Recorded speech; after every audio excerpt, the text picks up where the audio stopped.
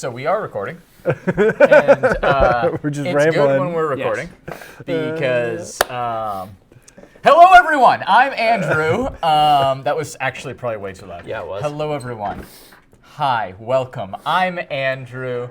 That's Brayden there. This is the ExtraAmo podcast, and today we've got a guest. Another guest. This is another Andrew, but we call him Andy. Why do we call you Andy? Because there's already one Andrew in the shop, so now I am Andy, which is fine. And if we hire another one, he can be Drew, and if we hire another one, we're going to call him Chuck. ExtraAmo podcast.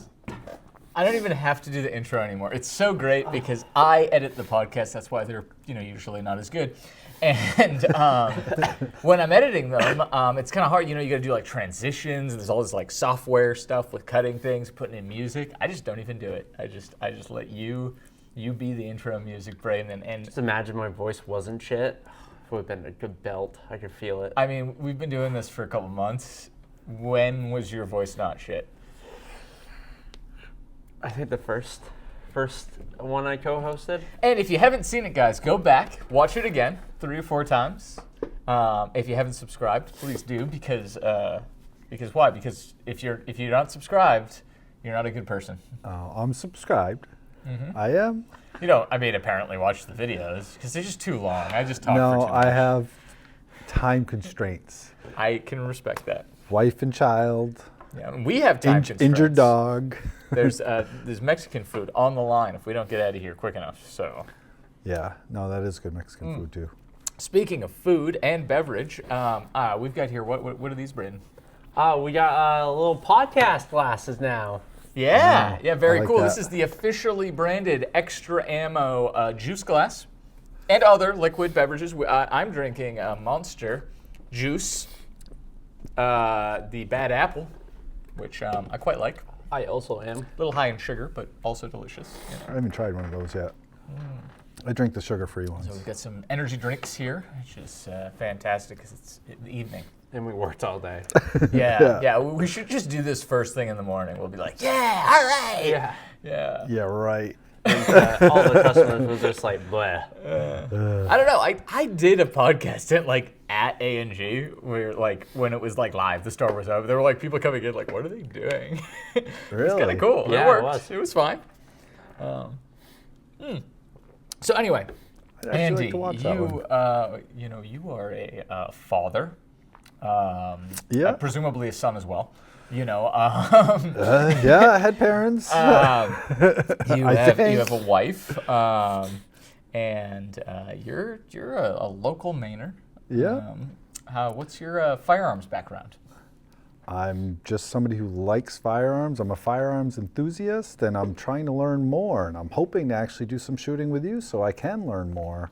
I love all guns, but these are my favorite. PCCs, tactical stuff. I'm not really a revolver guy. What is a PCC? Pistol caliber carbine. Yes. Carbine? Carbine. I guess. I've always said carbine. No, I have. I have too, but I've heard people say it differently, and I just don't know if I should be that guy and be like, I don't know, I think you're saying it wrong. Maybe that's why I just say the Stribog. Yeah, exactly. See, I looked that one up. I looked that up because I was curious. Unfortunately, we did discover that I was saying Stribog wrong. It is Stribog. Andy here informed me of my. Yeah, just fiddle with that chair a little bit more. I'm sure our fancy mics won't pick that up. That's all right. I mean, the audience didn't need to know I was messing with my chair. They can see you.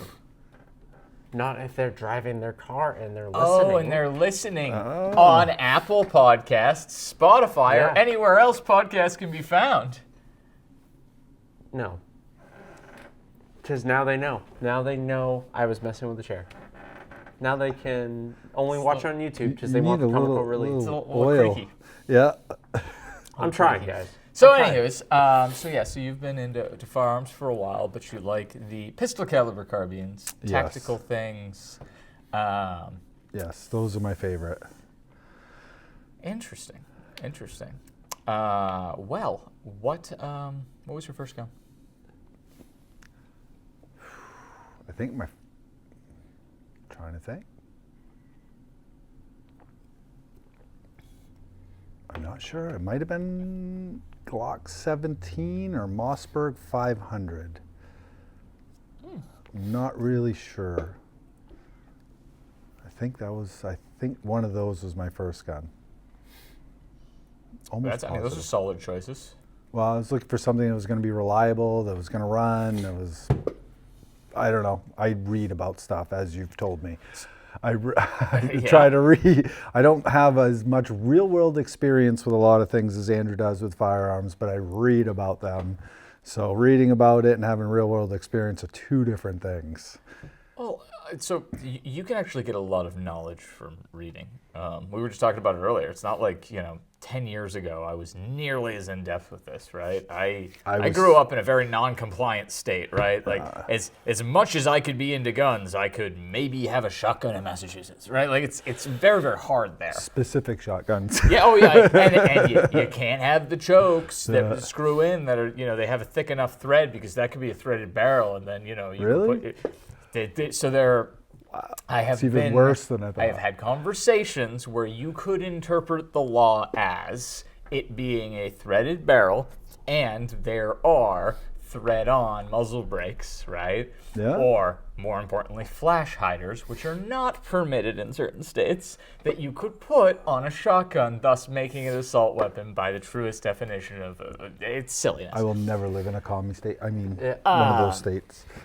No, So- I'm right there with you. Yeah, commie states. Oh, I don't know. Yeah, I wouldn't, My opinion. I wouldn't disagree. My opinion. Not.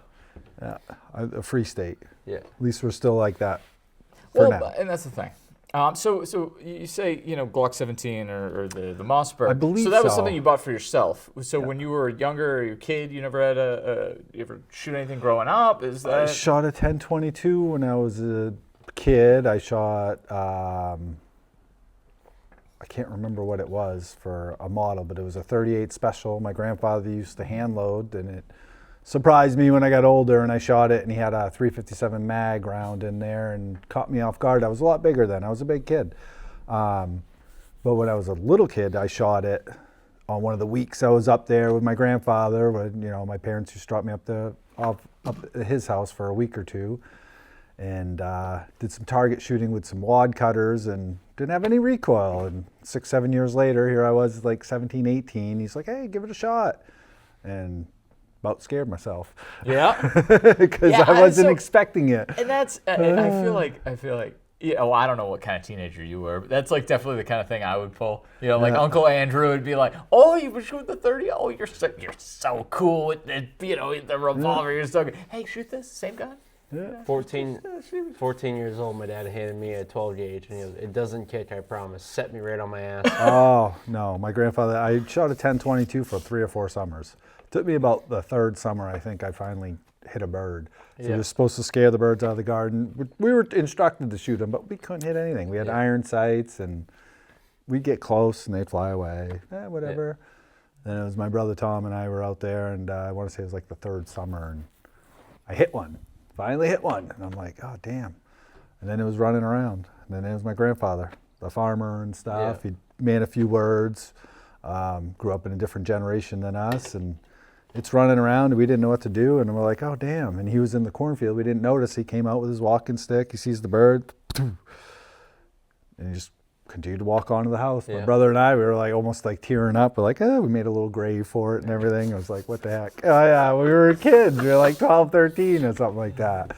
You felt bad. That was the first thing I killed in my life, I was like, I don't know. It's awkward. Well, at least I still remember that, At least he though. doesn't kill cats, so we're good. No, Yet. no. So, I mean, cats are, they're. Yeah, I've had a couple cats. That's unfortunate. It's really too bad. I'm sorry. Sorry that happened to you. Sorry, folks. I'm not a cat person. I don't dislike cats. I just respect what they are, which is an organism that has somehow convinced human beings to keep them in our house, and when we have them, we're the pet. Yep. We're the inconvenience. We're the servant. We're there for their amusement. Yeah. And I think it's, evolutionarily or what have you, it got there somehow. And I admire that it got there to be a cat in your house, right? Somehow. But they're either smart enough that they know what they're doing and they're dicks, or they're not very smart, so they're not deserving of the treatment we give them. My dog is a jerk, okay? He's very cute, but he can be really nasty, okay? But he's a total tool most of the time. But he loves me so much because dogs can't not love you forever. Mm-hmm. Cats are like, oh, did you have a good day at work? I fucking didn't. What have you done for me lately? You get in the door and they're like, all right, cool. My food needs to be filled. Yeah, I threw up on the couch. Yeah. Yeah. Yeah. Yeah, you just destroyed your desktop, but you'll figure that out later. My dog. My cat didn't do any of that. My cat actually came like a dog. See, but that's just it. Everybody who tells me they love their cat, they're like, yeah, I had a cat. It was just like a dog. I had it was like one. having a dog. I had one cat, and it was a Siamese cat, and it did. It used to bring its toy over, want me to play with him and stuff, and everything, like my dog does. I do like my dogs better than my cat. Oh, ding dang. Uh-oh. That is gonna be later. I'm gonna answer that phone call later. Okay. Yeah. While we're recording a podcast. I know, it's terrible. I should put it on, what is the Apple feature? I should put it on Do Not Disturb. That or silent mode. So you or got a little focus. switch on the I'll side put here, a focus. don't you? No, I think that's a programmable button now. Yeah. Oh. Yeah, so Don't change it. On the Gen 6 I'm Glock on iPhones, the old school, I actually, guess. there is, it's a new texturing. It's good. Stipple. Yeah, it's very good. Well, they don't upgrade the phones enough anymore, so I don't see the need to get a new one. Yeah, so all of my gun stories. There's not enough. All right, he's not wrong. When's the last time a new feature on the iPhone, right, wasn't? Oh, that little switch? No, that whole design of that device there. Yeah, I don't care about the design. Yeah, what's it you do change better? the shell. It's light. It's a lighter phone. Yeah, okay, I don't care. 48 megapixel lens, where they were 12 for 10 plus years. This one's not a 48 megapixel? No, yours is 12. Yeah. It takes good pictures. All right, I guys. know. Hey, thank you for tuning in to the Extra Ammo podcast, where we talk about iPhones. Technology. But like the guns at least are advancing. Well, so Yeah, that's true. But everything's advancing, but it's all staying the same too. That's the interesting thing. Like the further we get into stuff, the more it becomes the same stuff. I feel like though with guns, it's not the guns that are technically like actually advancing. It's the accessories for them, like red dots, IR lasers, suppressors. Magazines, stuff like that. Pistols are shooting a lot faster and flatter because of tuning. People understand the spring and the recoil impulses and stuff like that. It's getting better. You shot a gun from 20 years ago and it was all over the place and snappy as all hell. Now you get small little guns and the manufacturer's spending more time in the tuning aspect of it, where competitive shooters used to have to do that. They'd have I have spring kits at home. I'm sure you do too, where you're tuning guns. And you're absolutely right. This is actually, interestingly, becomes a segue to the topic we wanted to talk about, which is next week's SHOT Show. Yeah. New stuff's coming out. But to your point, you're actually absolutely right. And it's more than just that. It's more than just having to tune stuff. It's that gun companies can now get away with what? That I just turned on Do Not Disturb. Yeah, but they probably can get through. Yeah. All right. Let's take a break, guys. You go hit the record button on that, please? Yeah. For crying out loud. So I've been looking for a new co-host for my podcast. I'm just wondering. Andy, sorry. That's crazy. Did you hear that, Brayden? Did you hear That's that? crazy. Oh, Welcome back. All right. We're back. So sorry about that. You're saying manufacturers Yeah, tune their guns. so manufacturers. So you've got different pieces, right? Mm-hmm. Which is now you've got obviously technologies sort of making the tools that we have available more effective, right? For compensators, things like that. Like they're getting very close to exactly the specialized design, outline for whatever the use case is. That's really cool.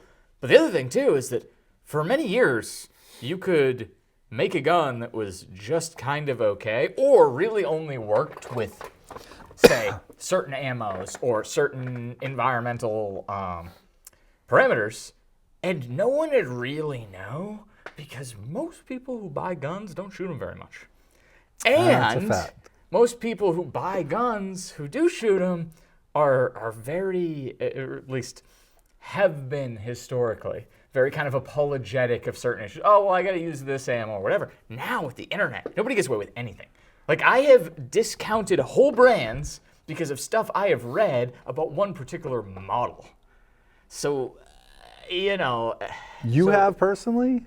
Well, I mean, no, because honestly, like, I'll buy a high point because it's supposed to suck, and I'll run it, and then be like, oh, okay, actually, they don't suck that much, But yeah, there was a long time where I was like, I'm not gonna buy anything from Taurus. But to be fair, I did get burned. Like, I got a Taurus revolver that was really inexpensive, and it sucked, right? But brands that I would discount, like, things like Olight and Osight, right? Now, the original Osights were quite bad. Yeah. I had one. I bought one because one of our customers, who might be watching, shout out, hey, we love you, was all about Olight and the Osight. So I bought one of the original ones, and it sucked. The new Osights, apparently better. I mean, I don't care. I'm never going to buy one now because they burned me, right? Well, I remember with Olight too, you had that one that blew up on you. That flashlight that blew up. Well, it didn't blow up. It sort of sparked as it expanded a little bit, and I was done with it. But yes, correct. But I didn't buy one for years because of the reports of that. That ended up checking out. Yeah. But I also feel like it's time frame too. So like when I started getting into guns, becoming a gun enthusiast, the current firearms that are mostly bought now are the same ones they were 7 years ago for me. Like, that's like the hard part is for me is like the only thing that's really been like in advance of firearm technology is the MCX lineup with the side charging handle as well as the normal charging handle, and then heavier, more competition guns like staccatos and all that stuff. Because like in reality, like a Glock is still a Glock, right? So like for me, it's like I never experienced those Glock Gen 1s that were Well, from the 20 Glock years 7, ago, I'm not really talking about Glocks. I'm just talking about... I'm just using them as an example. Yeah, no, It's Glock like- is... They don't change much. They do subtle changes, and the reason they do subtle changes is because what they live and die with is what they're known for is reliability and function. So they're not going to mess with it. People are going to continue to buy Glocks for the next 50 years because they Yeah, function and go. that's what you said off camera, right? It's like, just like Apple. Yeah. There aren't really any new features every Yeah. year. It's the same phone But over and over again. but it runs and goes and goes and goes. You know, it's I don't know. It's But that's what I mean by it, is like for me, technology wise, I don't see much. Like all right. like well, like you do. PCCs, like this one right here, like this one, they've done it, and I don't know why. And I'm waiting for more people to drop it that they do it. So this has got a roller delayed system. Well, the best PC ever made was made in the 60s, like 1960s, Yeah. like way before any of us were born. And that would And the HK MP5, the SP5 for civilians, for sure. unless you got a transferable dream gun someday. Or just the trigger pack. It fits in a lot of the HKs. That I'm hoping they drop next week because there's rumors that they're going to drop that. I heard they're going to be dropping an FRT for the So- SP5.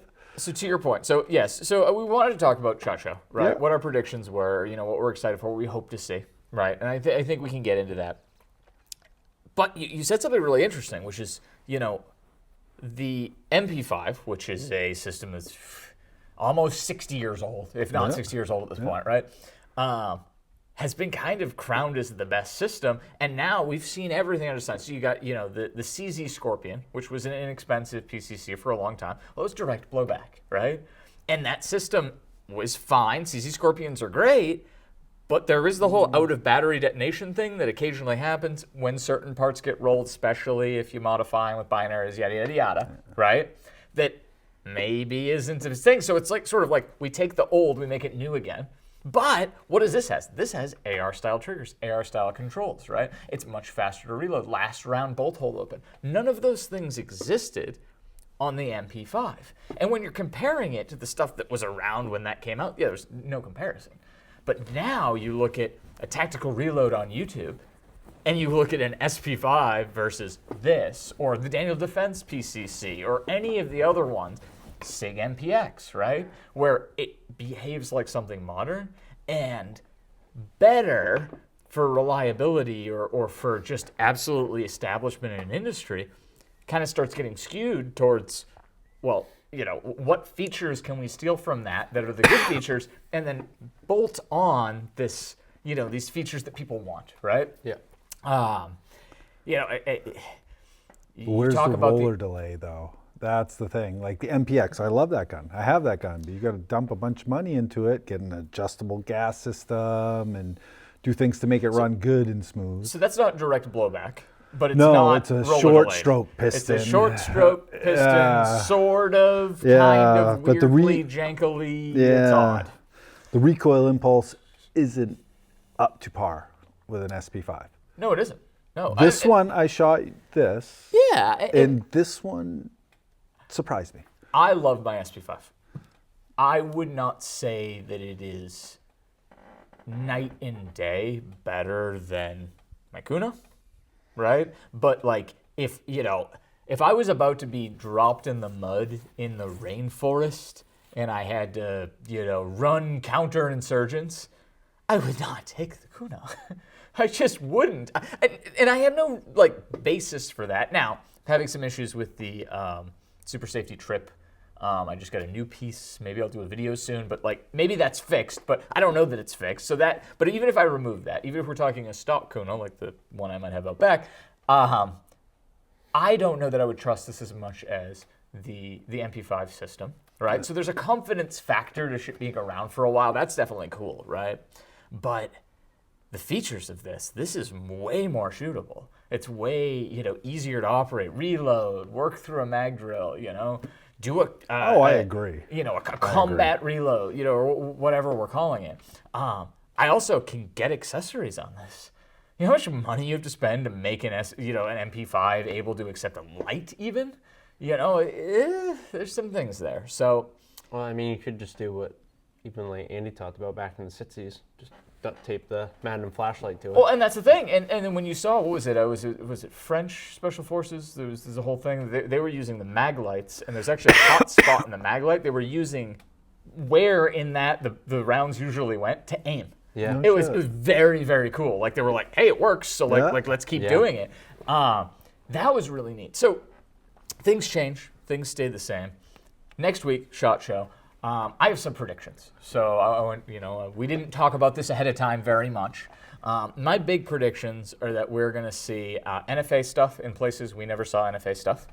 SD guns, maybe? Yeah, so that's a big thing. That's the big thing. I think integrated suppressors. That's what I want to see. Now, when you say SD, yes, right? Integrated, ported barrels. You're kind of referencing the MP5 SD, Yeah. right? Which is a system for the MP5. It was sort of the last iteration of it, where it was a barrel that was ported so much that you could shoot supersonic ammo through it, make it subsonic. It was really cool because back then you couldn't just go buy subsonic 9mm, right? 9mm came in the variants that NATO had adopted, and that was it. All you got, right?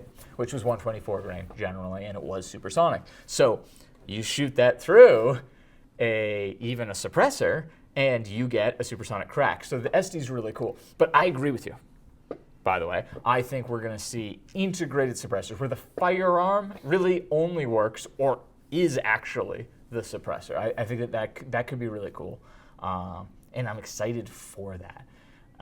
You see things like 8.6 as a caliber, 8.6 blackout, like the boombox. Yep.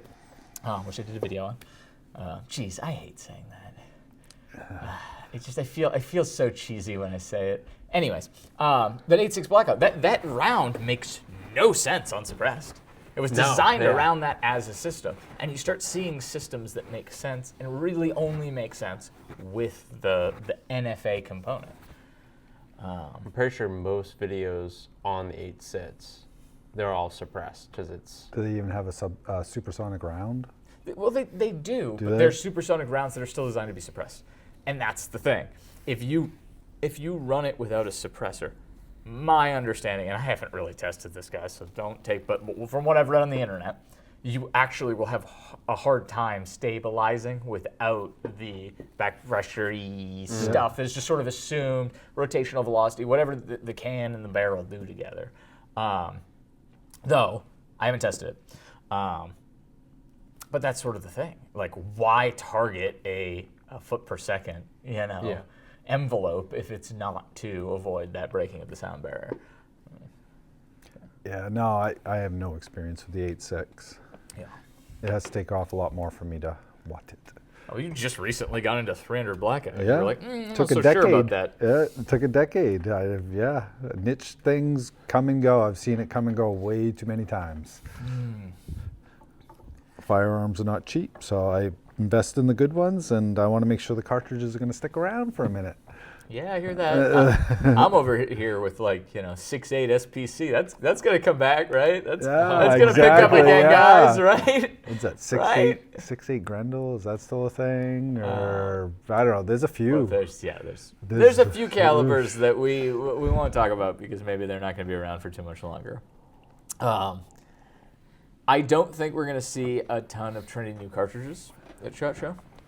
They haven't really gotten 25 6mm cream. arc off the ground yet, and that was 4 years ago, I But think. 6 arc is cool though. Oh, it is. That's but I mean, starting to it's gain not, traction. It's not like I just don't think they are going to do any really cartridges because there's still a couple of them that need to be getting traction, like you said. No, Like, that's it. Like the 6mm, I've looked into it, has to be around for a little bit longer. I have to see it. Do we even have one in the shop? Well, no, I haven't built anything yet. So No, but that's what I mean. It's not, I go to a lot of different places, and that's not something you really see. The 8.6, I actually see a little bit more in shops just because everybody's really enamored with that boombox. They're like, hey, Yeah, the Q boombox, it is pretty cool. Yep. But no, I expect that we'll see a lot of NFA things. Yeah. Because why? Because we removed the $200 tax stamp, and we've had record last 13 days. I guess it is currently the 13th month. Yep. Absurd numbers of submissions, and a lot of them are Form 1s. So I'm curious what the breakdown really is for things that aren't just convenience, right? It wasn't $200, so I'll Form 1 it. Like I wanted a suppressor, I wanted a short-barreled rifle, I wanted a short-barreled shotgun. But I think that hopefully the numbers get to the point where all of that just goes away. But that's a whole other conversation. I hope so too. Yeah. The other thing I am expecting to see is a lot of forced reset things and super safe things. I'd like to see those come out with the firearms instead of having to mess with them. So I'm really with you on that. But I'd like to see a partnership. As much as I can't stand one of the companies with some of the things they've done, I'd like to see a 3-position FRT. Yeah. Well, I know Franklin did those joke ones for a little bit. Did they? To piss off the ATF, yeah, because or what do they call it? Utilized the other category. Oh, but they got shut down. It never even got. I don't think it got off the ground. No. I think they had to recall them. The Revelation or something. It was a 3-positioned AR SBR. Was it 3-position or was it just a SBR that didn't need a text? It was one SKU of it was SBR, Oh, and I swear the other one was binary. They did a binary. Yeah, binary. Yeah, it wasn't an FRT, it was a binary. But yes. Yeah, and I don't think it was an SBR. There was some other classification. Oh, no, it wasn't. What they wasn't. said was that they had developed a new ammunition, which was a .223 round that fired multiple. Therefore, it's now a shotgun. Therefore, it's a firearm, not a short-barreled rifle. And I think that's one of those things where, a lot of people, especially those who are less aggressively 2A as we are, would see that as okay. Well, they're trying to find a loophole and get through the loophole. To which I always want to make the distinguished point. Right? The loophole is that the government can't touch this. Second Amendment says all laws, all of them, are infringements, therefore the government can't do them. Right? The loopholes are that they got around. They said, well, for public safety, no. We're just doing this thing over here. Don't worry about it. We're just going to put this in. And we're going to put this in. And we're going to put this in. The loopholes are what the laws are. We're just trying to find the path to do what we should be allowed to do already. But to your point with having those be built, I think that could be really cool, right? Like if a manufacturer comes out and it's already ready to go, because we were talking about a future build for you, and you were like, I don't know. I mean, I like playing with stuff, but I shoot all the time, I play with stuff, and I'm very rarely reliant on the things I am playing with, to work. So I get the hesitancy in saying, all right, cool, I'm going to invest $250 in an Atriot Super Selector, $500 in a lower, $100 in an upper all these things to hopefully get it to work right if you want it to be a totally reliable bag gun. Yep. And I do love, just as an aside, guys, that like the bag gun concept has like really taken off because everybody thought it was totally absurd for a very long time. And then like a couple places, because I remember, what was it, TA Targets did a bag gun video a couple of years ago. And everyone was like, what are you doing bringing in it? So like, this is so silly. And then slowly smaller voices have kind of like Brass Facts, which is just like my favorite channel. He did a thing, and now you've got Grand Thumb, one of the biggest voices, just being like, yeah, hey, like, shit's crazy right now. Why wouldn't you have access to something that is small and concealable that can then give you those capabilities? I think that's the biggest push that's pushed the bag guns with all the craziness that's going on, has gone on, continues to go on, and it's a powder keg out there right now. Absolutely. And you got your family out there and stuff. You want to be able to get yourself to safety. That's something to get you to safety. Yeah. And I think that the big thing for me, which is totally an aside, we're now off the SHOT Show thing, but the thing about bag gun that is why I trend towards a big one over a smaller, like a Flux Raider, is if I'm going to go to something, like go to my bag because I'm scared, I want what I take out to inspire confidence. To make me feel like, okay, cool, now whatever's happening, I can take control of. I can be a positive force. Flux Raider is just like, okay, this is a little bit better than my pistol. You know what I mean? It's better. It is definitely better. But it's a little bit better than my pistol. This is... If you're able to have something you better like come ready. that, it's like it's more accurate. No, it's more accurate. Than a handgun, right? Than what I carry on me. It is. I mean, I can show you that I can, group with this better. But it also inspires that, okay, I've got a 35-round magazine, right? I've got lights, I've got a laser, I've got all of the things I need. If I have to put on night vision, right? If all the lights go out, if we have an EMP, which maybe we'll talk about in a few minutes, it'd be really, really cool to have something that, is still kind of ready to go. So yeah, I think manufacturers supporting that out of the box so that we can have those things, and then it becomes sort of like the NFA thing, which is common use, right? It's the whole argument of there's so many of them now, guys. This is no longer a special item. This is no longer scary. It's It never was. It was just a tax. It's an end around, and we've said it before, and I hate to sound like a broken record, guys, but suppressors, right? They're not firearms. They're not only are they not firearms, they are protective equipment. Yeah. They're protective equipment, right? For your eyes. They reduce operator harm. Okay? Can you imagine how absurd it would be for climbers to have to get special permission, right, for the anchors they put in the walls, right? Now, no one goes out expecting to use an anchor, right? That's something else as you fall in and you catch, right? Something bad has happened, you use it because it's an emergency, right? It's the same shit. Oh, yeah. Okay? Firearms are protective equipment, and suppressors definitely are. And suppressors are not just about protecting your hearing, right? There's concussive force. I've gone on this whole rant. And your eye. Well, I guess your eyes too. Yes, of course. It's stingy in the eyes, but also it helps. And what's more, when we're seeing these new technologies, especially with the low back pressure or the flow forward, because I guess flow through we can't say, but flow forward designs, you actually can see a reduction in the crap that is causing cancers coming back to the operator, right? They're a tool for reducing operator harm. Wanting to regulate a piece of safety equipment means you're a bad person. That's it. That's how it goes. I mean, it's the That's what I'm saying. So. But it's just you're a bad person, right? If you want to reduce safety equipment for any person, right? The only reason that you could want to do that is you don't understand what you're talking about, and you want certain types of people who shoot guns, right, to be harmed. Yeah. Now, that could mean you want law enforcement to be harmed. That could mean you want your neighbor to be harmed, right? There is not in any way a good reason to reduce access to safety equipment. You'll never convince me of it. So here we are. Yeah. So that being said, I think NFA is going to be big. I think we're going to see some force reset things.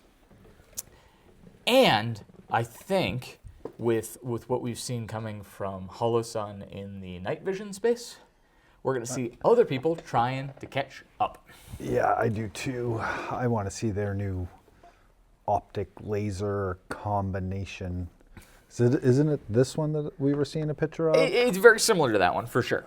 It's got the Ames build, right? Yeah. Right. I So think it is like an Ames with a laser. some of you guys might have seen I don't know if it's leaked or actually officially been put out there. It's on Twitter is where I saw Yeah, it. so the photo of the new Holosun optic, and it basically looks like the Ames optic, traditional optic, but underneath that optic there appear to be a laser, visible laser, perhaps infrared illuminator, and I think infrared laser as well. That's got to be run by a AA battery then, not the 2032s. Not 2032, but I could see CR123. Yeah. Pushing that. AA's and AAA's, even though they actually aren't terrible, are like this weird faux pas in the gun space. Like it's like kind of out of left field. Like you get the Romeo 4 XT Pro that runs off a AAA, and it's sort of weird. I think the Aimpoint RDS runs on a AAA also. But not the T2. Yeah. Nope, not the T2. So yeah, I think for me, I get excited because Holosun they're a Chinese company that for a long time made a pretty crappy, cheap optic. Mm-hmm. Then they started making pretty decent, right, competitive optics, and now they're making shit nobody's doing, and they're doing it better, right? Yeah. Now we're seeing Holosun's putting out a thermal that just works, and it's awesome, and it's also a red dot. So I'm wondering when the rest of the industry is going to respond to that, because I've kind of seen, in a limited capacity, people who previously had, the budgets of departments to go buy the expensive stuff that was really only expensive because it was for contracts. Mm-hmm. Now being like, well, hold on, I can buy one of this thing that's a thermal clip-on, or the whole team can have thermal capabilities. That's interesting. I mean, even for like IR, the Iris 4 and Iris 3. I like them. They're affordable IR lasers. Like, I'm not forced to buy a PET 15 or something like a PET 15. And when we see, and this also speaks to another thing, which is civilian access to laser aiming modules, right? We can't get the full power ones officially, so if we get our hands on them, there's no warranty. Yep. Right? So better be good. So I've got one, but if I break it, right, I'm SOL. So I don't think I will break it because it's mil spec, right? Yeah. And I've knocked it around, but if I break this, I contact Holosun, I can get a new one, right? And so I'm more inclined to test where this will actually fail. And so far, I have one that like the front of it's all scraped up, and because I'm banging it off stuff to see if I can break it. Still works? Oh yeah. I do have another one though that I over torqued one of the screws, so I have to contact Holosun because I read 30 is 60, and guess what? That breaks it. It's 30 inch-pounds, guys, on the Holosun Iris 4. It's not 60, in case you were wondering. So that's a thing. But no, I think that excites me. I think that some of these smaller companies making the bigger companies have to try. That's cool. Beyond that, I hope to see the Well, actually, we haven't talked about it. So you expect some SD things? I think you Yeah, that's mentioned. what I hope for. I'm thinking you're probably going to see something like that, maybe even a bolt guns to appeal to hunters, especially if you don't have ear pro on, you're trying to listen for a deer or something like that. Imagine an SD hunting rifle. You know what I mean? Ooh, that'd be Or cool. like if you built in like the PTR, like purposely induced porosity thing, into like a bleed off barrel, so we could start having tons of calibers that are hearing safe, right? Yeah. You want to shoot 30-06, but then bringing it down to that velocity, I'm not sure. I don't know how ballistically. That's why I'm curious what they're going to come up with and stuff. I bet you somebody's going to try doing that to create something for hunters, especially here in Maine, where most shots are under 100 yards. So ballistically, you're probably going to be all right. You start reaching out some other places where you're shooting 200 or 300, 400 yards, it's going to be a different story. And what's in one shot hearing safe, what do you got to get down for DBs too? If you're at 130 or 140 decibels, for a shot, that's not bad. I wouldn't shoot that all day. That's darn sure. You don't need to get to that 120 dB or threshold. Well, but that's the other thing about decibels. Like, when you talk about decibel thresholds, that's what OSHA standards, Yes. right? Oh, that, yeah. that doesn't I can tell you actually all about speak it. to, concussive blasts Yeah. and TBIs and all the other things that can happen.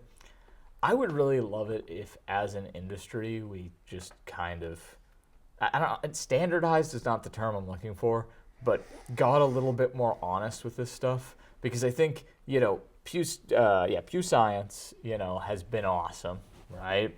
To give us a comparative number we can look at. But it also can't do every can. And it can't give us all of the pictures, because the rest of that is how much money and what's it going to do to my gun over time, right? So, a lot of people will say, well, okay, cool, I just searched by the top couple, and if I can't get one of those, I'll just wait until I can get one of those. And I think that is probably slowing some people down and jumping on the suppressor game. You also got to remind yourself, though, what gun are they testing that on? Because you can have a really good suppressor that's a great can on a particular firearm. You put it on a different firearm, even same caliber, but you change barrel lengths, change just different manufacturer, it's going to run different, sound different. But the other thing, and I think that is something I think about is, well, I want suppressors to become so ubiquitous, they're like muzzle brakes. You know what I mean? Where it's like, I'm not really comparing two muzzle brakes until I'm splitting hairs for a competitive gun. At one point, I'm just like, this gun needs a brake, Yeah. I would love it if they were so ubiquitous. It's like, yeah, this isn't the best of the best, but it's good enough, right? With how hard it is right now, we look for the best because we're going to be waiting. We're going to be dealing with this. There's regulation that does, no matter how you slice it, drive up the cost of each individual item. So, I don't know. I think we could get to a point with suppressors where it's like, we're not even arguing, is that much better? We're arguing, yeah, but this one's $300. So, like, it doesn't even matter if it's half as good, right? If it's half as good, that's great, because this one's $1,800. Just stop caring. Except for at that top end, chasing that absolute performance. I think that's in the long run. I think in the current short term, I think prices might go up because supply and demand rules with that. But as more, I don't know, I thought I saw a thing yesterday. EOTech has got a couple of cans they're putting out. So if everybody starts throwing their hat in the ring, the prices, I imagine, if they supply and demand, the supply is really high and the demand starts to drop, the prices are going to come with it. Yeah, I don't know. I would think. I think the removal of the tax stamp is a great step in the right direction until they become, firearms or better, just like accessories you buy with like ammo or triggers. Yeah. We're not going to see that go that crazy. Yeah. But yeah, no, so that's something exciting. Brayden, what do you think? What is? So I sadly don't fully know what I'm looking for, because I always wait for the press releases of SHOT Show and all that stuff. But I'm kind of excited to see couple of things from Palmetto. Okay. I'm really hoping that their MP7 at home gets fully finished, because as you know, we can't own an MP7 as civilians. Yeah. And if they can make a fungible working, obviously it won't be as good as an actual MP7, but it'll be pretty damn close to what anyone has ever made clone-wise. In the 5.7 caliber, I think that's really cool to see. I mostly am excited because I do eventually would like to own one, but I'll be excited because people will be making content about it, and you can actually see how good it is.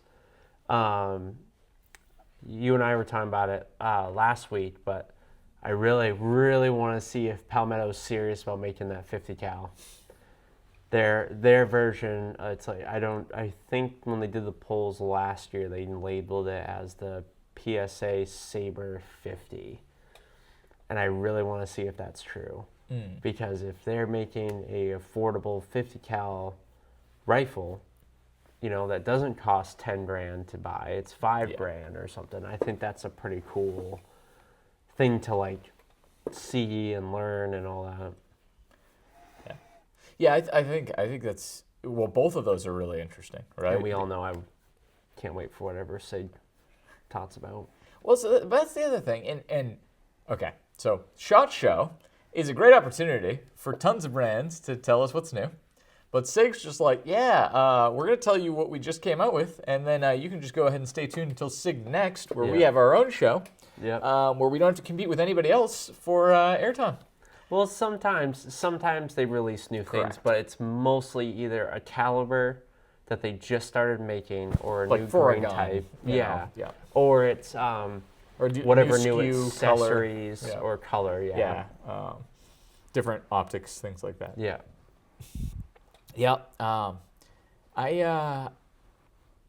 And then so you were saying the SIG things. I think the Saber, right, and their MP7 at home are really kind of cool, because like I'm not a huge fan of PSA across the board. No, yeah, same. But I do like the idea that they've made certain concepts more accessible. Yeah. By driving the price down, right? Like good piston guns, right? Piston driven, right? Well, hey, I might have just done a video, on some piston stuff. And, oh my God, I'm the worst, right? I'm like literally the worst. I'm sorry. But piston guns used to be very expensive. It was, you were at the $2 grand price point or more most of the time. Not so much, right? PSA brought that down, and you can now get, what is it, Jackal? Yeah. Right? Far more Star H at home. Far more affordably. So people are getting access to that new sort of system. I would love to see, the MP7 shoots at what, 5.6? 5.7. 5.7? 5.7 by 28. Yeah, 5.7 cartridge. I'd love for that to just become a cool cartridge you could play with. Like, I love my P90 because I'm obsessed with Stargate, and I wanted a P90 because, that was the thing that they had. The other thing I would say too is I feel like a lot more companies are making 2011s now, more affordable 2011s. Everybody's throwing their hat in that ring. Yeah. Everybody. I feel like we're going to see a lot of those this SHOT Show. Do we need affordable 2011s? Well, and when I say affordable, we're not talking like the, $799, there's still There's like a couple. 1,400, stuff like that, but like ones that people actually want to like run. Like Romulus, that's a new one. Alpha Foxtrot. They're very those. Cool, but Yeah. but I guess the issue I have with the 2011 is I don't like, from a competition standpoint, I get it, right? Yeah. From a duty or carry or civilian use case, it's a range gun and that's it. There's too many factors on it that do not lend themselves to anything but competition. Yeah. And people say, well, but they can be this and they can be that. Yeah, you have to pull it way away from what the 2011 is to get it to do those things. Yeah. I agree with you on all fronts with that, and I'm a 2011 fan, but that's a range toy. That's a race gun. That's not a... Staccato's trying to change that with the HD line. I haven't put my hands on one yet, but I wouldn't carry that. Yeah. And as much as I like Staccatos, I wouldn't carry that. Yeah. I'd carry a Glock before I carried Staccato. Yeah. I'm not a Glock fan. And I would. But I do think the SIG GTO B211, I think that we're going to see more accessories for that, because I think that that's what you said. Like, I think that really is the low bar for a real 2011 that does all the 2011 things, you know, at less than the staccato price. Yeah. Because, you know, don't get me wrong, it's close to up there. Like the one we have here, what, 2,900? Yeah, with the optic, and yes. You know, so like it's definitely like if you're getting the base model with nothing on it and it's just the standard one, yes, I would say it's like the bottom line. Well, I mean, you get a staccato, you get a a few couple magazines, Yeah. and a Trijicon, and a mounting plate, and a competition holster, and you were at $5,000. Like, Yeah. you have to be at $5,000. That's crazy, right? Versus $3,000, a light, and hopefully, and that's really my thing. Yeah. I hope that this takes off so that we can see tons of holsters that fit the 211, so that we can kind of get it, because that's the issue with all of the lower price point ones. The Romulus, who makes holsters for it, right? Or the Mads. Or the magazines. And this is so great that it takes 320 mags. Like, that's pretty rad. So, I don't know. And I don't think that, you know, only the people who can afford a $3,000 pistol should get to shoot 2011s. But, like, I get more excited when, you know, the Walther PDP, you know, gets, you know, a version that's $200 less expensive. Yeah. Because that is a really good, you know, capability. Or the F model for slim-framed people. Yeah. Maybe that stands for female. I don't know. Yeah. But, you know, I don't know. That's definitely a thing. I like the idea of making certain stuff accessible. But for me, it's like the 2011 thing. It's almost a dick measuring contest to begin with. Yeah. Oh, I have the staccato, but I have the staccato with, you know what I mean? Yeah. Oh, the black accents, or this was the model that had that, you know, and mine's engraved. I still think that there are, most of the people who compete with staccatos are going to look down on the 211. Yeah. Until there becomes a 211 that's $5,000. Right, until SIG does a special one that's better in some way. I don't know, but maybe that's just me projecting. But I just see the exclusivity of that space, and I also see people competing and doing very, very well with frickin' stock Glock compared to people shooting staccatos. Yeah. At the upper end, there's no contest. Different divisions, But you know, in generalities, it's the Indian, not the arrow. Mm-hmm. I don't know. Almost definitely. I watched the Grandmaster shooting a Prodigy, and he shot the lights out with that thing. Yeah. Yeah. So, excited about that. As always, excited about being there for the conversations about things like the NFA changes. Going to the ATF Town Hall, which I expect will be kind of interesting. You know? ATF Town Hall? Yeah, they do it there. It's like a Q&A. Yeah, their booth. Really? It's, the ATF is there? Yeah, it's a couple of hours where you get to lob questions. To try to be buzzkills.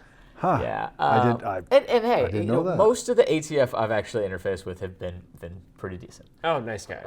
Right.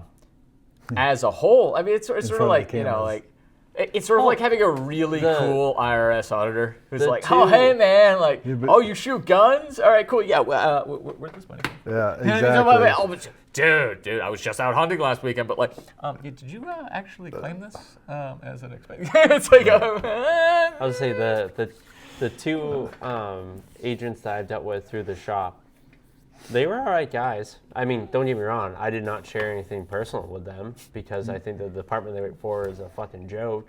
Yeah, but they seem like good dudes. Yeah. I would probably get like a beer if with they them. Decided to take a stand like they should and quit their jobs. I don't know. I mean, I'd interview them. Yeah, I met the one. But no, I think that is...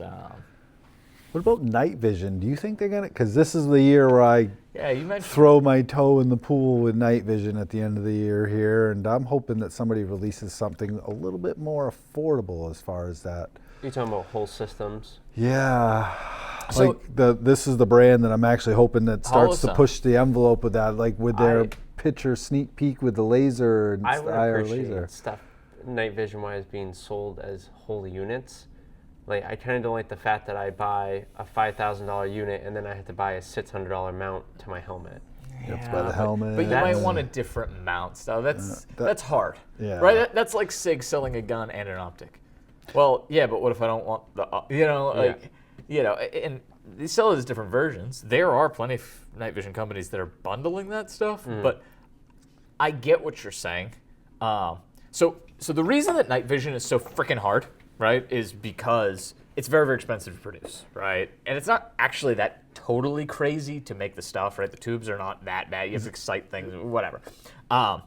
The issue is to actually purge it and get the housing to be rugged. You need to do things with machines that's really kind of elaborate, and then to do that over and over and over again, it becomes hard. It's not impossible.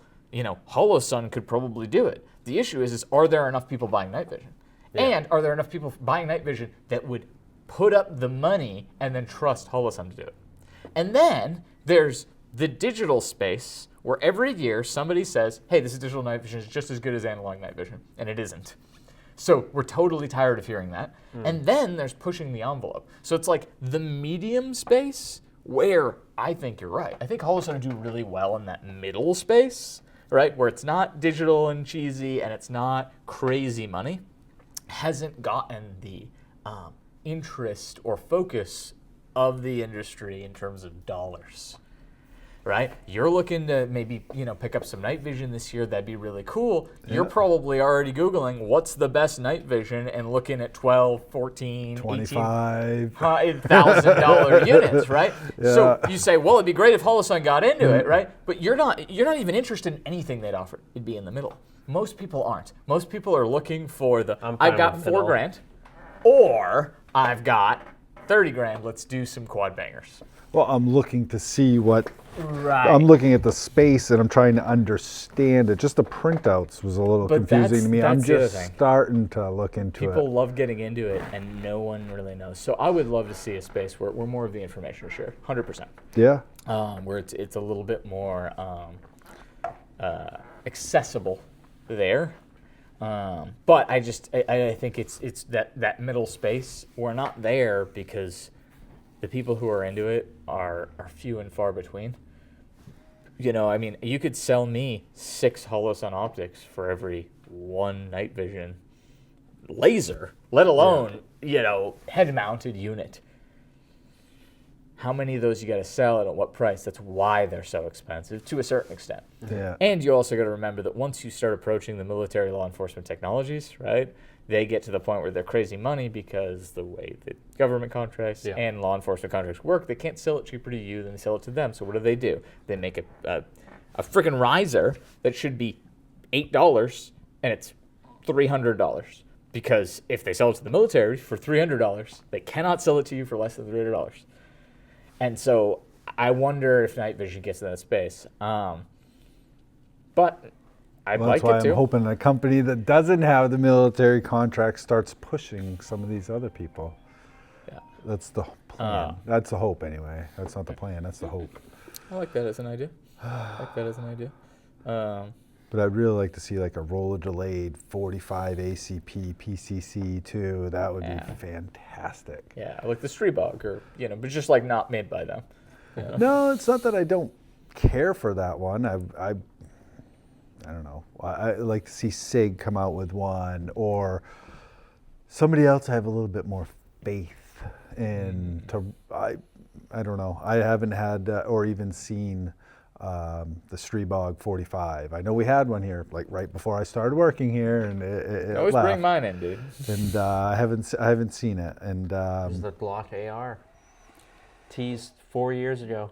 Where is it? I don't know. Where is it? I don't think that was a real thing.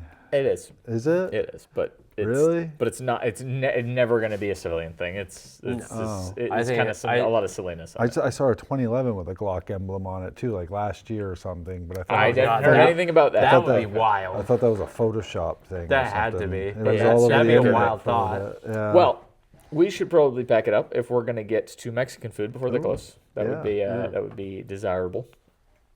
But should we? What are your thoughts? Please leave a comment. Well, of course. Yes, please. Tell me what you're excited for. We got to make sure we tell them to like, subscribe, and do all that. To what? To what, Andy?